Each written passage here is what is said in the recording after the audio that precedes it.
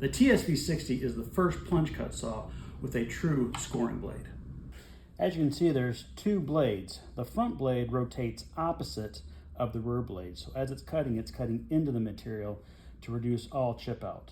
The rear blade acts just like all of our other plunge cut saws.